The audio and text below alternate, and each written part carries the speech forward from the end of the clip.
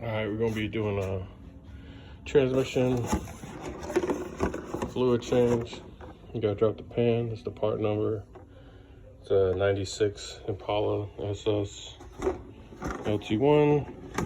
And then CarQuest sent me this jacked up box to get the gasket. It's the same as my Yukon. It is a shallow pan, and so it's not as long. If you look at the Yukon video, it still has that same angle. Everything else is the same, but it has a longer filter. The pan's the same.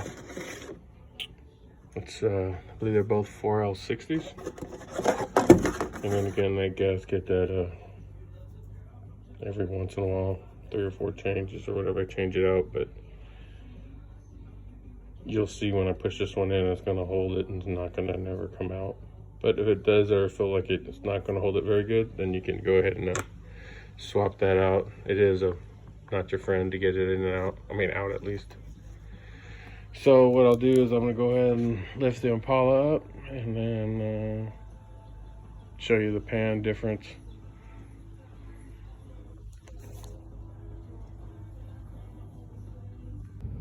So this is the pan. As you see, it's a shallow pan. It's only like less than maybe about 2 inches. The other one would have a notch and a step here. And these bolts are all 13s. So we'll go ahead and drop those and go from there. So there you go. Pan's down. That's the filter. Dropped it. Pretty clean. Fluid looks really clean. I just wanted to do it on GP. She has a lot of miles on her. This is the second transmission for this car. It was replaced at 100,000, and I think I'm at 2 1/4.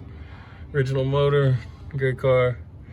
And then yeah, so you see how that thing has that angle. You're gonna have to rock it in, and then I don't know if we can get you in here to see that hole is or where that filter is.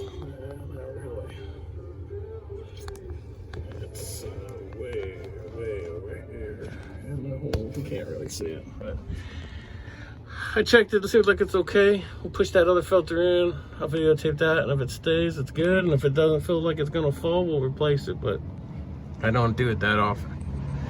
All right, so this is the pan's all out. It's brake clean.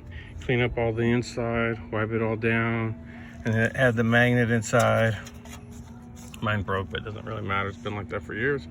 The other one in the Yukon had it, and it had minimal clutch material on there, like hardly any. Like I said, I did this not that long ago, but and I just cleaned up all the bolts with brake clean and some 409. I cleaned the back of the pan, so 409, so she looks all clean. And then what I was going to show you is on this gasket, you could just go ahead and fit some bolts through. And what it'll do is it'll hold it in place. So you won't be struggling like I am with one hand. So let's try one over here in this corner. And now it's all, that one cooperate of course, but so all I do,